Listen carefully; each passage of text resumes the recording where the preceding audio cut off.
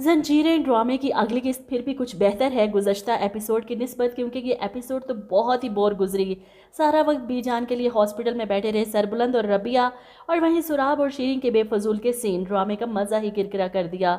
बानो को मार दिया, तोरसम को वैसे ही नहीं दिखा रहे। अब एक ही किरदार है तोरसम का जो इस ड्रामे को थोड़ा इंटरेस्टिंग बना रहा है।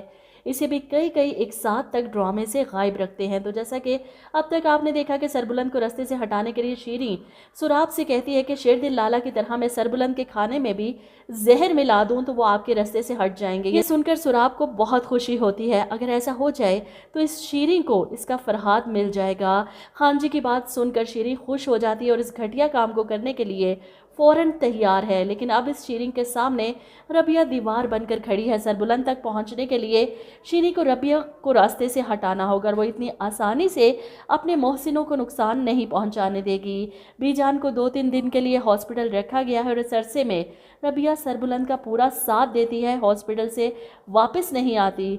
सरबुलंद के बार बार कहने के बावजूद भी वो इसे कहती है कि मुदस्सिर के साथ, इनकी यादों के साथ जुड़े रहने का आप लोग ही आखिरी जरिया है। ये दोनों बैठकर मुदस्सिर की बातें कर रहे हैं। ऐसे में सरबुलंद बेइख्तियार कह जाता है, पता नहीं मैं आपसे वो सब कैसे कह जाता हूँ जो मैं किसी और से नहीं कह सकता।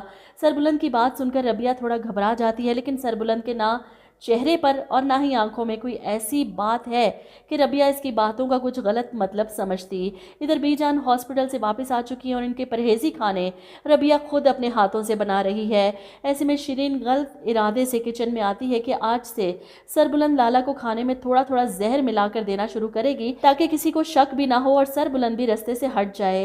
लेकिन किचन में आते ही इसकी नज़र रबिया पर पड़ती है जो खुद खाना बना रही थी। ये देखकर शीरीन को बहुत गुस्सा आता है। वो इस रबिया को किचन से निकालना चाहती है, इसके पास आकर बदतमीजी करती है, जो तुम बीजान की बीमारी का फायदा उठाकर इनके करीब आने की कोशिश कर रही हो ना, ये मैं कभी नहीं होने दूंगी। वो रबिया का हाथ पकड़कर इसे किचन से निकालना चाहती है, लेकिन ऐसे में रबिया ही इसके हाथ को मरोड़ कर रख देती है कि तुम जैसी बदतमीज और टेढ़े लोगों को मुझे सीधा करना अच्छे से आता है। शीरीन का तो गुस्से से बुरा हाल, वो खुद को इस घर की मालकिन समझने लगी थी सुराब की वजह से, लेकिन ये लड़की तो इसे किसी खातिर में नहीं ला रही।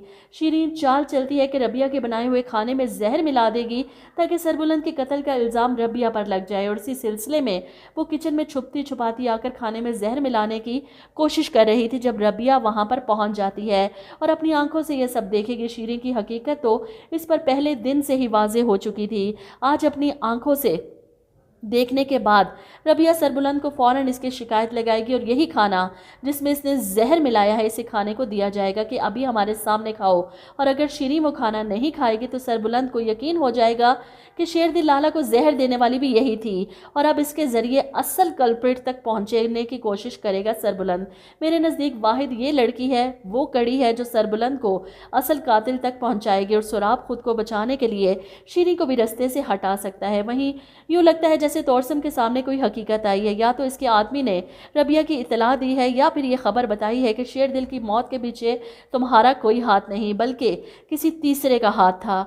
ये बातें पता चलने के बाद तोरसम अपने आदमी का गिरेबान पकड़ लेगा। झूठ बोल रहा है तू।